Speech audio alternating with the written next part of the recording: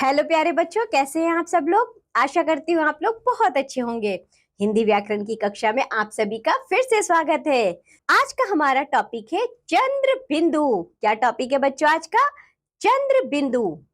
तो बच्चों, जो शब्द के ऊपर लगी होती है ना आधे चंद्र की तरह, उसके ऊपर एक बिंदी लगी होती है, उसे हम कहते हैं चंद्र बिंदु। जैसे आइए कोई शब्द पढ़ते हैं तब हमें अच्छे से समझ में आएगा। आंखें, मुंह, भंवरे, पेड़ों, कलियां। ठीक है। तो बच्चों यहाँ जो हमने शब्द पढ़े हैं जैसे आंखें, मुंह, भंवरे, पेड़ों, कलियां, सभी में बच्चों हमें ऊपर चंद्र बिंदु दिख रही है। जो पेड़ों शब्द है बच्चों, उसमें जो ओ के बाद बिंदी लगी है वह चंद्र बिंदु है।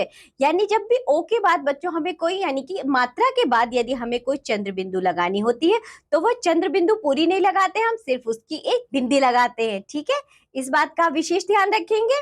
आगे देखिए, ऊपर यानी चंद्र बिंदु वाले शब्दों को देखिए और इनका उच्चारण कीजिए।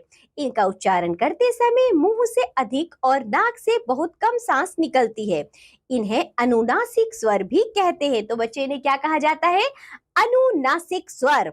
कुछ अन्य शब्द देखिए जरा इसी तरह के, जैसे मांग, दाव, दांत, चांद, दांत, पूंछ, स्वांग, बांध।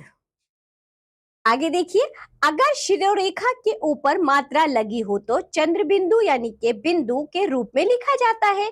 जैसे बच्चों है जब हम लिखते हैं तो ऊपर जो बच्चों इसके ऊपर भी चंद्र बिंदु आती है, लेकिन हम चंद्र बिंदु न लगाकर सिर्फ बिंदी लगाते हैं। आई, आई में भी इसी तरह करते हैं। किरणे, किरणे में भी। तो बच्चों जब जब मात्रा के बाद चंद्र बिंदु लगाना होगा हमें, तो हम चंद्र बिंदु न लगाकर सिर्फ उसमें बिंदु का प्रयोग करते हैं। यहाँ चंद्र बिंदु को बिंदु के रूप में लिखा गया है। तो बच्चों इसी तरह के आप अन्य शब्दों को भी ढूंढ कर लिखेंगे, ये आपका होमवर्क है। ठीक है। तो बच्चों आज हमने क्या सीखा है? आज हमने सीखा है चंद्र बिंदु। चंद्र बिंदु का प्रयोग किस तरह किया जाता है और उससे बनने वाले शब्दों का उच्चारण कैसे होता है। और इसी के साथ साथ बच्चों हमने ये भी देखा कि जो चंद्र बिंदु होते हैं उसे अनुनासिक कहते हैं। क्या कहते हैं बच्चों? अनुनासिक कहते हैं। तो आज के पाठ में इतना ही। आज जो भी पढ़ाया गया है आप लोग उसका अच्छे से अभ्यास करिए। अब हम मिलेंगे आपसे अगली कक्षा में, तब तक के लिए बाय बच्चों।